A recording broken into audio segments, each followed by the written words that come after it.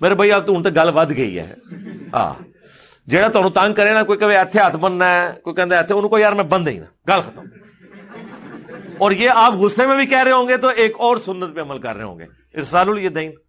میں نے تو آپ کو بتایا, میں نے تو 1.5 سال سے ہاتھ باندھنا آلموسٹ چھوڑ دیا ہے. کبھی کسی نفلی نماز میں باندھ دوں, میں تو فرض نماز بھی ہاتھ چھوڑ کے پڑھتا ہوں.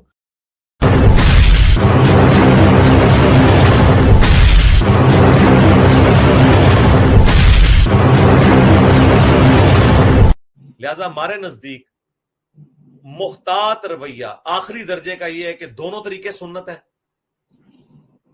اور اگر جان کی مان پاؤں تو عرض کروں کہ ہاتھ چھوڑنے والا طریقہ ہاتھ باندھنے سے زیادہ بہتر ہے. یہ مرزا جی کے پیچھے ایک پورا حلقہ احباب ہے. مرزا جی کے پیچھے ایک طبقہ بیٹھا ہوا ہے, مرزا جی کو جو ڈکٹیشن دیتا ہے کہ مننے اب یہ بولو, مننے اب یوں کرنا, مننے اب اس عالم کے پیچھے لگ جانا, اب اس سے بدتمیزی کرنا, اب مننے اس کے اوپر بولو, اب مننے یوں ہو جاؤ. شیعہ تو ہمیشہ قربانی ہی دیتے رہے, شیعہ ہمیشہ پیسے موڈ میں رہے, شیعہ کبھی بھی دہشت گردی کی طرف نہیں آئے. ہاں یہ بات ماننے والی ہے, لیکن یہ لوگ مجبور کر رہے ہیں ان کو, یہ مجبور کر رہے ہیں. لیکن میں آپ کو بتاؤں, جتنی ان کی تربیت ہے نا, صدیوں کی پرسیکیوشن ہے.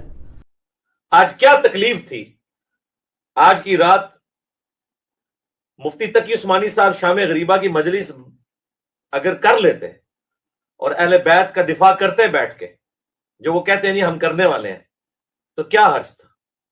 کیا اتنا گڈ جیسچر نہیں جانا تھا ان کی طرف سے؟ مفتی منیب الرحمان صاحب ایک لائیو سیشن کر لیتے, کیا جانا تھا؟ لیکن نہیں, کیڑی جتنا دل ہے. ساجد میر صاحب ایک کر لیتے, کیا جانا تھا؟ کیڑی جتنا دل ہے. جی نیکسٹ.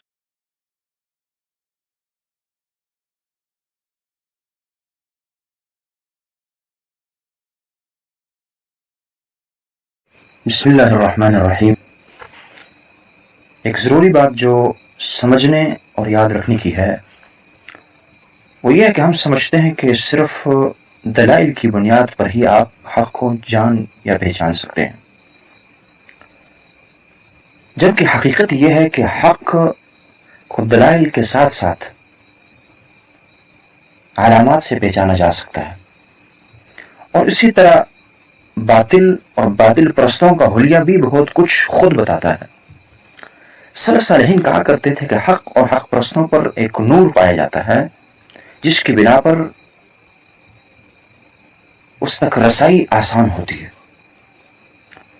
اسی بنا پر رب تعالیٰ کی توفیق سے میں تو جہلمی گستاخان صحابہ کے سربراہ کی ٹیڑھی نظر, سبائی چہرہ, تقیہ کی پگڑی, ذو معنی الفاظ, منافقانہ روش, بدتمیز لہجہ, مشکوک گفتگو, مگرمچھ کے آنسو, جاہلانہ پن, ناخواندگی, الفاظ کی ہیر پھیر, ادھوری باتیں, بدزبانی, نامناسب بول, بد تہذیبی, ادب اور احترام سے نہ آشنائی, دجل و حیل, مکر و فریب اور تلبیس اور تدلیس دیکھ کر ہی پہلے دن سمجھ گیا تھا کہ یہ بندہ کسی صورت مصلح اور اصلاح کرنے والا نہیں ہو سکتا, بلکہ دراصل زمانے کا بڑا فریبی لگتا ہے.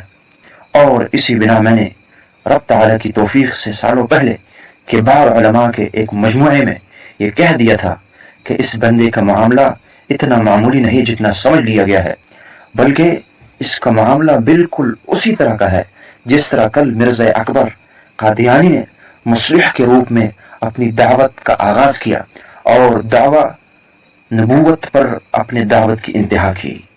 بہرحال پتہ نہیں کہ اس کی انتہا کیا ہوتی ہے, لیکن یہ خوشخبری کنفرم ہے رب العالمین کی توفیق سے کہ ان الباطل کان زہوقا, باطل نے ختم ہی ہونا, ولا یحیق المکر السیء الا باہلہ, اور بری تدبیر اپنے کرنے والے کو گھیر کر ہی رکھتی ہے. ہاں فی الحال اتنی سی بات کا سمجھنا ضروری ہے اور دوسروں کو اس سے باخبر رکھنا بھی کہ یہ بندہ بلا شبہ دجال من الدجاجلہ کے پروقار اعزاز سے خالی نہیں. نبی کریم صلی اللہ علیہ وآلہ وسلم کے چہرے مبارک کو دیکھ کر ہی اصحاب فراست کہہ اٹھتے تھے کہ چہرہ کسی جھوٹے کا چہرہ نہیں ہو سکتا. ہم इंशाअल्लाह बसीरत ईमानी से इसके उलट बिला किसी खौफ और झिझक के कह सकते हैं कि वल्लाहिल अज़ीम ये चेहरा और ये चाल ढाल किसी सच्चे की नहीं हो सकती जो गुस्ताख सहाबा लाला अली साहब की है। ये तलख निशानदही इसलिए करनी पड़ी कि जहां हक और हक वालों को पहचानना जरूरी है वहां बातिल और बातिल परस्तों की मारफत भी कुरान और सुन्नत की रोशनी में जरूरी शय करार दी गई है। फरमाया वली तस्तबीन सबील मुजरिमीन, ताकि मुजरिमों का रास्ता वाज़ेह हो जाए। तो जहां हक की खबर हो वहां बातिल की खबर यह भी जरूरी है। और ये इसलिए की ये तलख निशानदही कि अगर कोई इल्म न रखता हो तो अक्ल व नज़र तो जरूर रखता होगा। वो फिक्र व नज़र, अक्ल व शऊर, फिरासत और बरीस बसीरत के आसान रास्ते से गुस्ताखान सहाबा के इस फितने को पहचान कर बआसानी इससे बच सकता है।